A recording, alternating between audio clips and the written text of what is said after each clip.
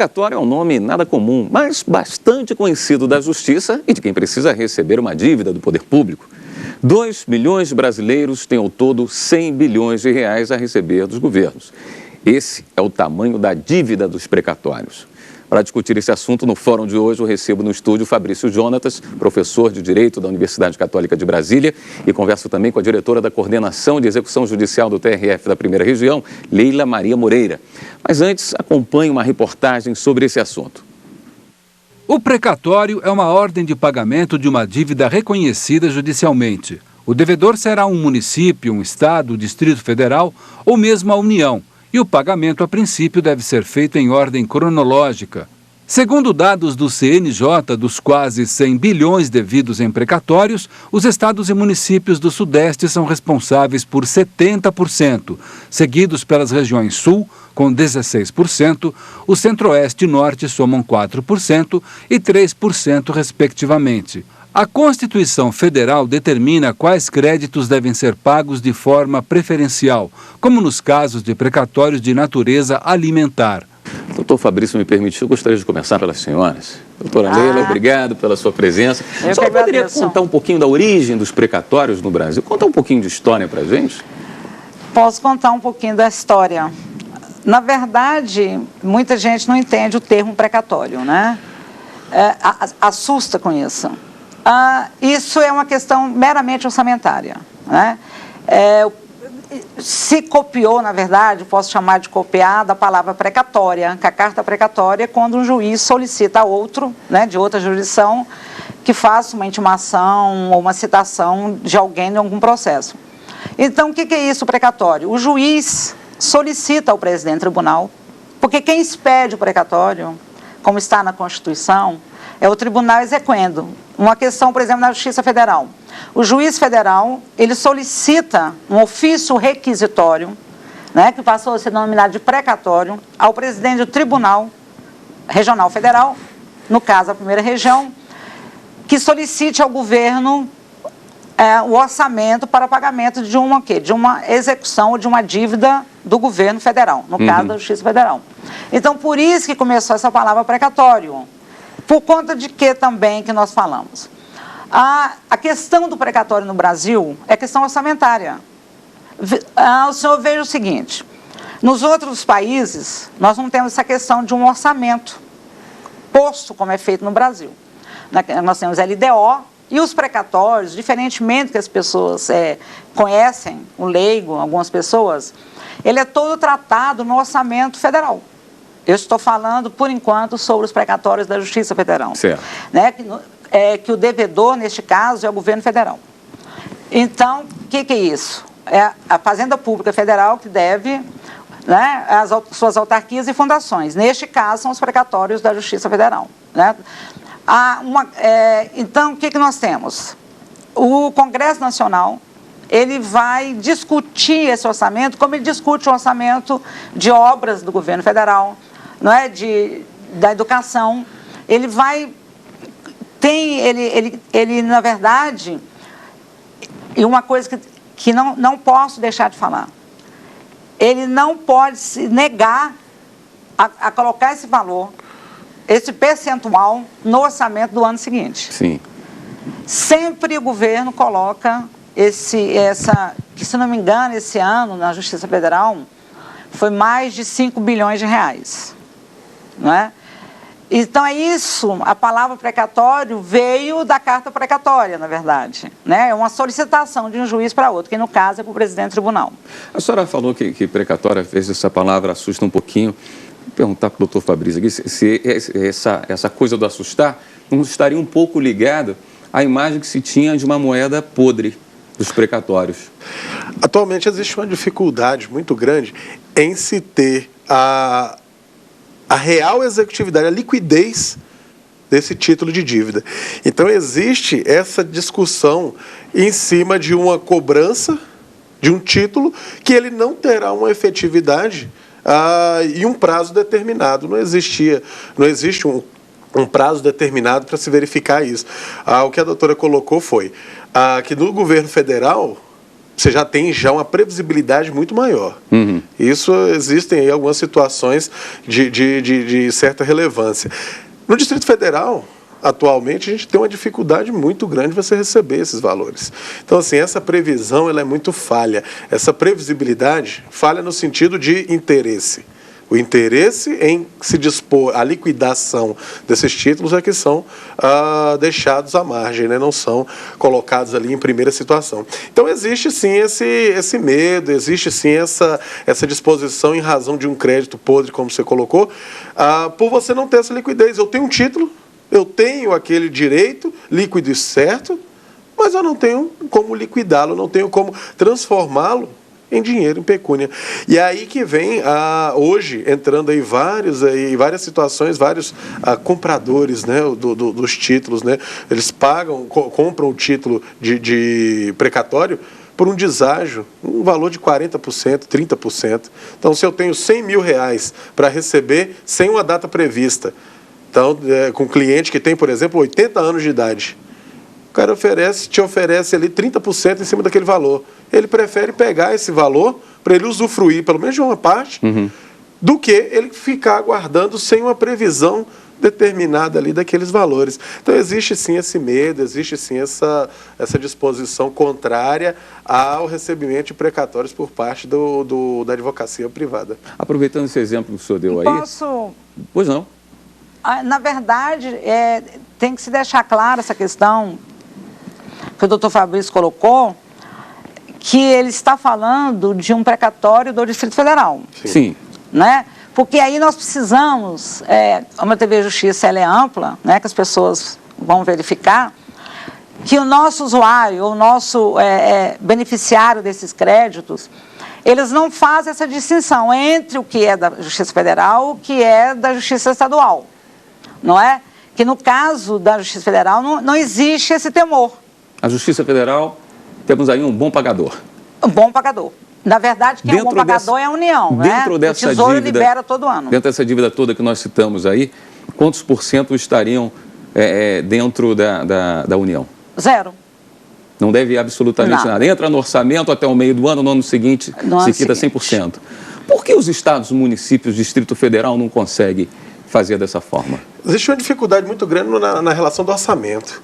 Então, dentro do orçamento não tem essa previsibilidade. E aí, inclusive, existe a situação relacionada à intervenção, o pedido de intervenção dos estados, aonde você tem o estado não exercendo o papel que deveria.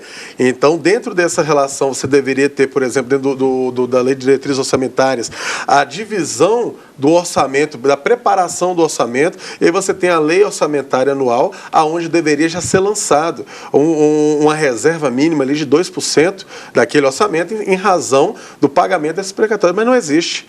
Não é efetivado, né? E a falta dessa efetivação vem gerando essa dificuldade de pagamento. Então, hoje, o que acontece? Eu tenho uma dívida, eu tenho um crédito, o Estado tem uma dívida, mas só que o Estado não exerce aquele pagamento, porque não foi lançado. Então, esse lançamento não foi efetivado no exercício anterior, para que ele seja colocado em prática no ano. E dentro disso daí vem gerando essa dificuldade. E os estados não têm, hoje, dentro do orçamento, uma condição de arcar com esse gasto. Daí vem a situação, se o governo federal assumir essa responsabilidade, por exemplo, dentro de uma intervenção, ele terá que arcar. Então, se ele intervir dentro do Estado, ele vai ter que arcar com aquele gasto. Daí, vários indeferimentos dentro dos pedidos de intervenção do Supremo Tribunal Federal. São indeferidos porque a União vai ter que pagar. Então, a União não teria condição de pagar todos os precatórios relacionados aos estados, municípios e o Distrito Federal. Então, se tornaria muito difícil. Você citou um exemplo de um senhor de 80 anos que tem o precatório para receber. Nessa condição, com essa idade, ele consegue ter uma prioridade. Essa prioridade, na prática, para casos de Estado, funciona? Quem tem essa prioridade realmente consegue receber? Não posso falar. Na verdade, essa prioridade em relação ao precatório, sim, ela veio mesmo com a emenda 62, né? De dezembro de 2009. O que acontece se a União devesse, né? ela tem um prazo até 31 de dezembro do ano subsequente para pagar os precatórios deste exercício, né, tudo que entrar no tribunal, né, ingressar no tribunal de precatório de requisição de pagamento, até 1º de julho de 2013, deverá ser pago até 31 de dezembro de 2014, conforme está no artigo 100 da Constituição Federal. Sim. Se a União ficasse, em 2014, ela não tivesse condições, não pagasse até 31 de dezembro o precatório, né? Que nós estamos falando de prioridade de precatório. Sim. Acima de 60 anos. Uhum. Então, veja o seguinte, se em 2014, né, ela não cumprir a obrigação que está na Constituição, em 2015 ela terá que pagar, obrigatoriamente, pagar todos aqueles que têm doença grave ou estejam com ou sejam maior de 60 anos. Certo. Mas aí eu te questiono, ela pagará se ela tiver em débito, como o Estado não paga? Primeiro, você tem outras prioridades. Você tem, eu tenho que pagar esse senhor. Então, na verdade, seriam o quê? 3 vezes 60 salários mínimos. Seriam 180 salários mínimos, né? Hoje, 60 salários mínimos somam 40.680. Você multiplica por 3, daí 130 mil reais, alguma coisa. Então, veja bem, ela deixaria de cumprir. Se o senhor me permite, eu posso retornar à emenda à Constituição originária de 88. Né? O que diz lá? Os estados teriam até 8 anos para pagar os precatórios. Chegou em 2000, não se pagou. O que fez? Emenda 30. Mais 10 anos para pagar os precatórios. Não é? Satisfeito isso, 10 anos, o Supremo julgou inconstitucional, né, o parágrafo 2º. O que acontece? Fim dos 10 anos, cria-se a emenda 62. Diluindo todos esses débitos em 15 anos, que agora foi com a DIN 4357, não é? Foi por água abaixo. Aí eu pergunto, paga-se? Não, não paga. Independentemente de prioridade ou não, se não houver alguma forma, né, ou fórmula de se fazer alguma coisa nos estados e municípios, alguma coisa que eu digo, não precisa ser por uma emenda, alguma coisa estrondosa, tem que se sentar e verificar isso. Tá? Eu diria, se me permite, e peço desculpas, eu acho que a coisa vem mais pela desorganização do Estado de fazer a coisa. Certo. Nós vamos para um rápido intervalo. No próximo bloco, eu não sei se o doutor Fabrício vai querer fazer algum comentário ainda sobre o tema, senão eu vou dentro do mesmo exemplo que o senhor havia dado, desse senhor de 80 anos que acaba vendendo o dinheiro, esse crédito que deveria receber. Como é que fica a situação do leilão reverso? Mas no próximo bloco, daqui a pouquinho a gente volta.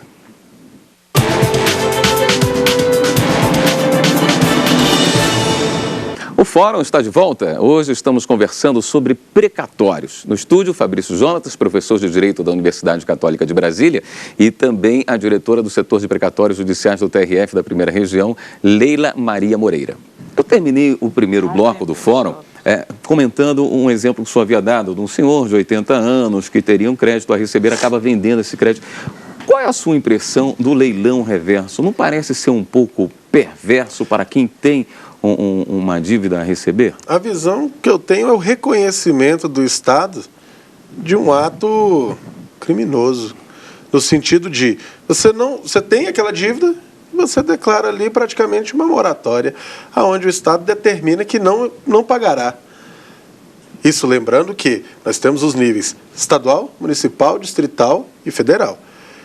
Então, hoje, o problema que nós temos, de acordo com os dados que a doutora trouxe inicialmente, a gente tem que a Justiça Federal, hoje, tem ali a sua atividade de precatórios, hoje bem organizada.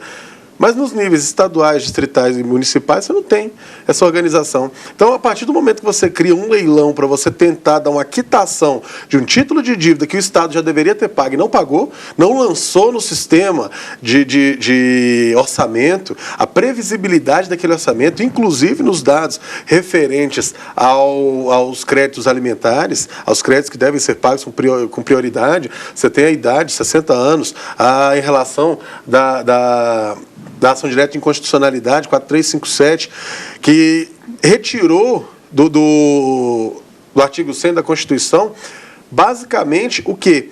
O dispositivo que trazia aqueles que possuírem 60 anos na data de expedição do precatório. Exatamente. Então, foi retirado esse ponto.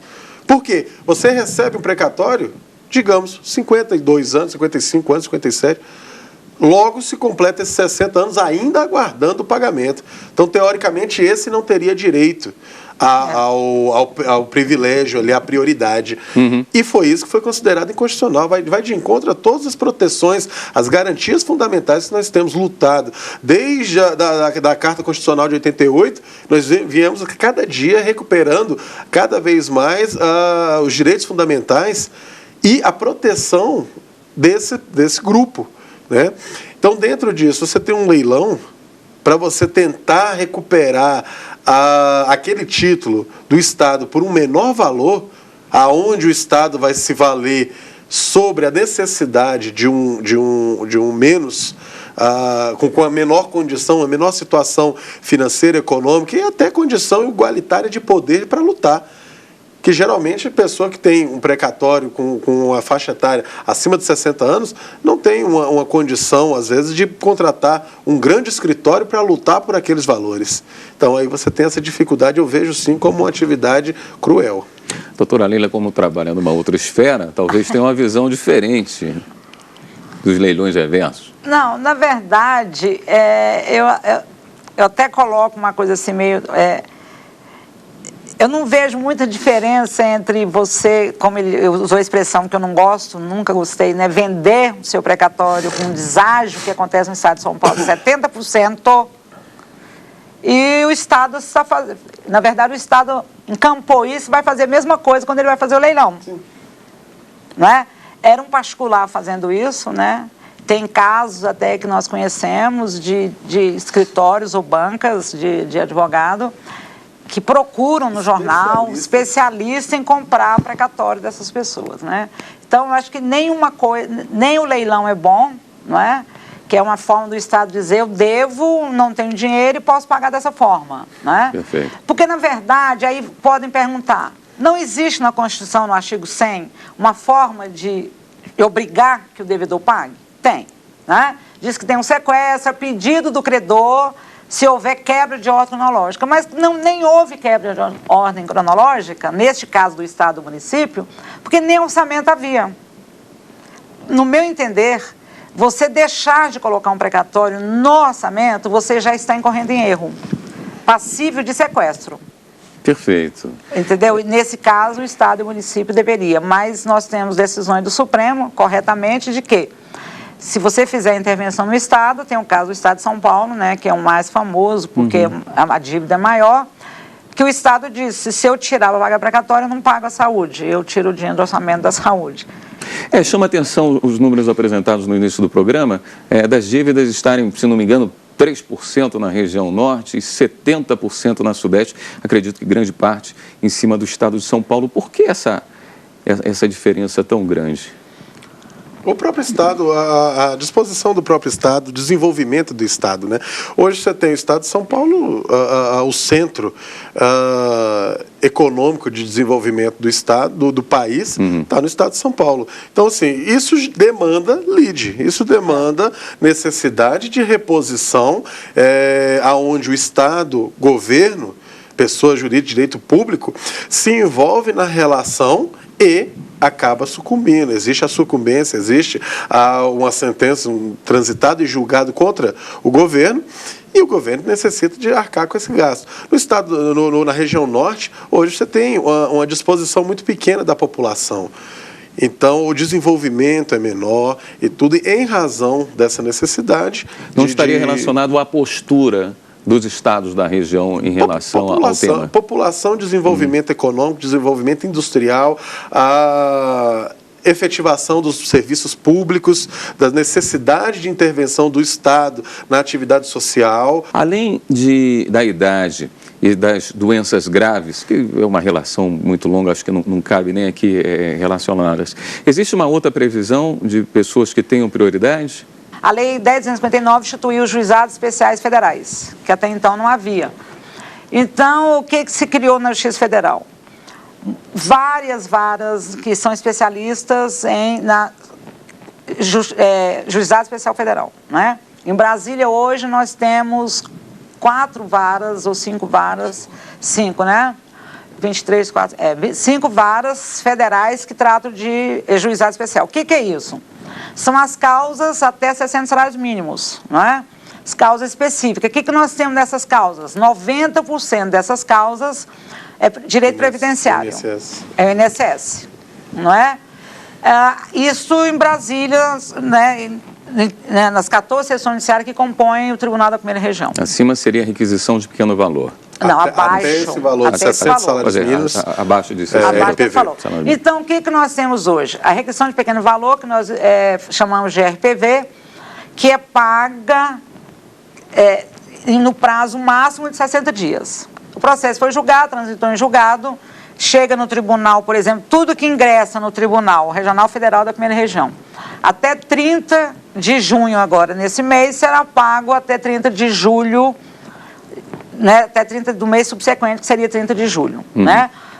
Desde 2002, né, que foi a lei, foi de 2001, nunca se deixou de pagar, sempre tem esse orçamento para pagar. Isso foi um alívio muito grande para as pessoas necessitadas, porque você tem, além da Previdência em si, você tem a causa da aposentadoria normal, como tem a aposentadoria rural, né? Nos estados do Nordeste, na Amazônia, legal, que você tem muitas, os borracheiros, todas essas pessoas, elas foram beneficiadas, né, com assistência social, e nesse caso elas ganham na Justiça e recebem. Nós já distribuímos lá no tribunal 107 mil RPVs, né, que deve somar em 1 bilhão e uns 700 milhões.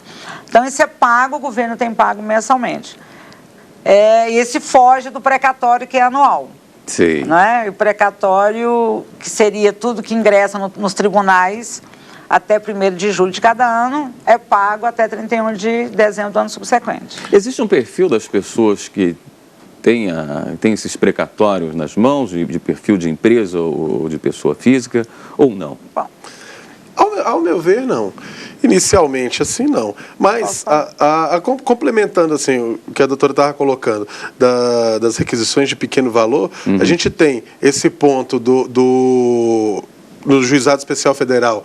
90% dos casos são direito previdenciário. Qual que é o perfil das pessoas que têm essa RPV, o direito a essa RPV? Geralmente, pessoas que estão doentes, incapacitadas de exercer sua atividade laborativa, e o INSS recusa a oferecer o benefício. A pessoa entra com a ação e requer aquele benefício judicial. E aí o INSS é condenado, quando é condenado, recolhe aquele pagamento através da requisição de pequeno valor, teto de 60 salários mínimos.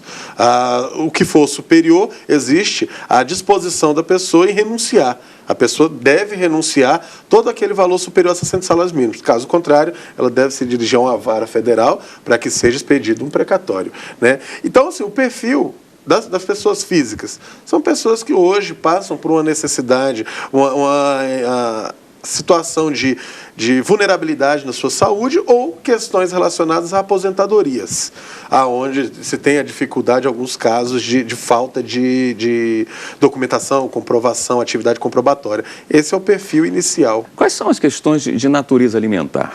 Questão de natureza alimentar são verbas decorrentes de ações referentes a salário, referentes à aposentadoria, proventos, referente a pensões por morte, pensões alimentícias.